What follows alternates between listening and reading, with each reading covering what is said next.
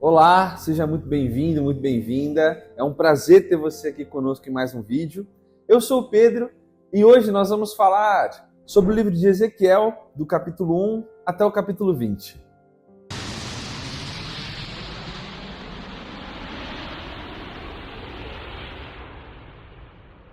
Ezequiel é um dos livros proféticos da nossa Bíblia. E como você já sabe, o profeta não é necessariamente um vidente, embora ele fale a respeito de coisas que acontecem depois de suas falas. Mas um profeta, ele é, na verdade, aquele que carrega as palavras de Deus, ou o coração de Deus. E tudo que ele fala, as pessoas que estão entendendo, entendem, faz sentido para aquelas pessoas, porque geralmente o profeta faz denúncias de pecados, né, sejam eles coletivos ou individuais. E isso não é diferente aqui no livro de Ezequiel. E a lógica, né, a ordem profética, ela é muito clara. É uma denúncia, uma declaração de juízo, mas também uma palavra de esperança. E a gente vai ver esse ciclo se repetindo também aqui no livro de Ezequiel. O livro de Ezequiel, ele foi escrito dentro do contexto babilônico. Nós vamos ver que o profeta está no exílio, quando Israel está na Babilônia. E algo extraordinário desse texto é a maneira fantástica como Deus fala com o profeta, através de visões, e instrui o profeta a falar com o povo através de uma linguagem muito lúdica, quase que teatral. E tanto as visões que o profeta tem e descreve, quanto a forma que ele fala com o povo, são carregadas de simbologia, de coisas que faziam muito sentido para as pessoas daquela época. Com uma breve descrição a respeito de quem é Ezequiel, é um sacerdote de 30 anos que está lá na Babilônia com o povo. O texto já se inicia com o profeta tendo uma visão fantástica.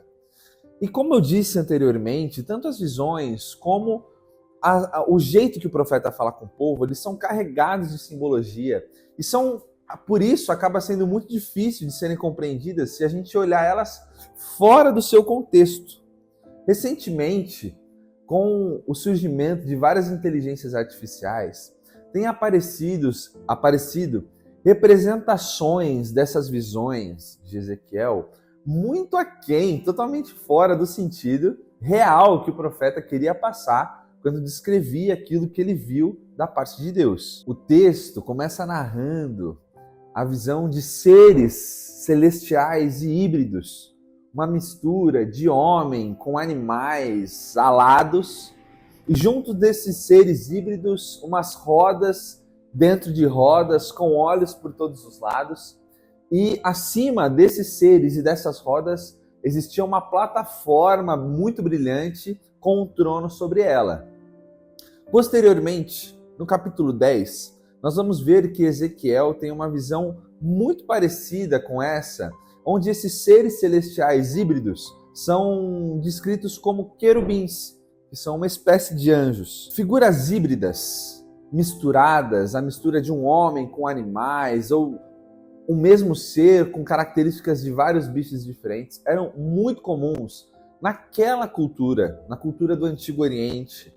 E elas, geralmente, essas misturas, por exemplo, cada animal que compunha aquela figura representava uma característica da divindade a quem aquele ser prestava contas ou se submetia, ou se esse ser estava no templo de alguma divindade, as características desse ser remetiam a uma característica da divindade. Por serem figuras muito diferentes, existem hoje em dia diversas interpretações muito equivocadas a respeito dessas figuras que Ezequiel descreve aqui. Algumas delas, inclusive, comparando esses seres a OVNIs, porque nós vamos ver que o texto diz que são rodas dentro de rodas e elas têm olhos que piscam e brilham e tudo mais.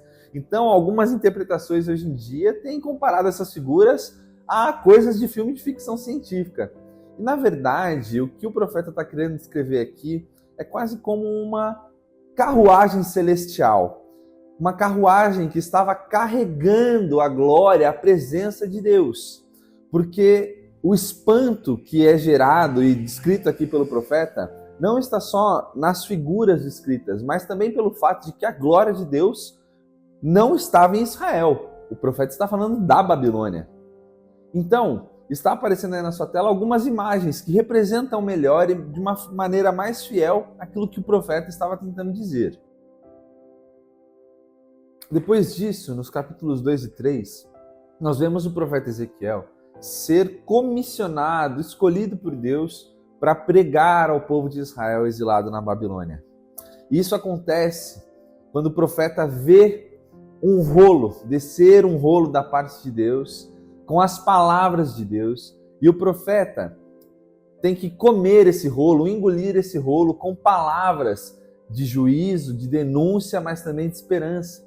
E ele deve comer esse rolo como uma figuração da encarnação da palavra de Deus, como um recebimento da palavra de Deus, para que ele seja o profeta que Deus quer que ele seja. Quando nós chegamos nos capítulos 4 até o capítulo 7, nós vemos uma série de profecias muito diferentes de Ezequiel, porque ele se vale de uma linguagem lúdica, quase que teatral, e muito humilhante, para denunciar e retratar a idolatria, os pecados e a condenação que viria sobre o povo de Israel.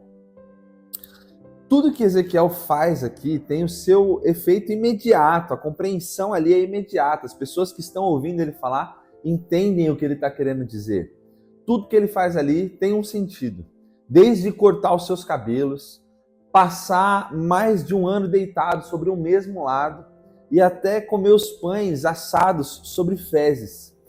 Tudo isso é uma forma de representar o pecado, o estado que está a nação de Israel e a condenação que viria sobre o povo. Porque, lembre-se, Israel já estava sob domínio babilônico, mas ainda assim o povo custava se arrepender de seus pecados e voltar para Deus. Então o profeta está dizendo que viriam mais punições, mais castigos sobre o povo. E apesar de todo esforço e humilhação do profeta, o povo não lhe dá ouvidos e se recusa a voltar-se para Deus. Algo que acontece muito no livro de Ezequiel são alusões à Torá, à lei, a Moisés principalmente, né? Desde a forma como ele descreve a glória de Deus, até relacionar a rebeldia do povo a corações de pedra e a esperança de que Deus daria um coração de carne. Isso tudo é muito parecido com a linguagem que é usada na Torá. Do capítulo 8 até o capítulo 11, nós temos um trecho extraordinário. Dessa vez, o profeta Ezequiel é levado em espírito por Deus de volta para Israel, mais precisamente até Jerusalém, no templo, onde ele vê toda a idolatria e toda a profanação que tem acontecido naquela terra e no santuário de Deus. Então, ele vai ter uma visão muito parecida com a que a gente viu no capítulo 1, daqueles seres celestiais, alados e híbridos, que a gente já falou que é como se fosse uma carruagem celestial, subindo e se afastando de Jerusalém, porque Deus abandonou aquele lugar, abandonou aquela terra, por causa de todo o pecado do povo. E por mais triste que isso pareça, há algo lindo e muito sutil nessa narrativa. Porque, de fato, Deus abandonou aquele templo, aquele santuário que já havia sido profanado e já não valia mais grande coisa. Mas Deus não abandonou o seu povo.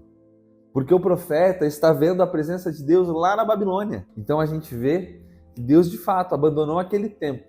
Mas Deus não abandonou Israel. Quando nós chegamos no capítulo 12 até o capítulo 21, você vai perceber que se seguem outras várias profecias denunciando os pecados de Israel e também denunciando pecados de reis específicos. E aqui, novamente, o profeta se vale de uma linguagem lúdica e teatral também. Ele faz uma pequena maquete, como se fosse Israel e a destrói, simbolizando, né, a destruição que viria sobre Israel, ou comparando Israel a um toco de madeira queimado, que é inútil, que não serve para nada.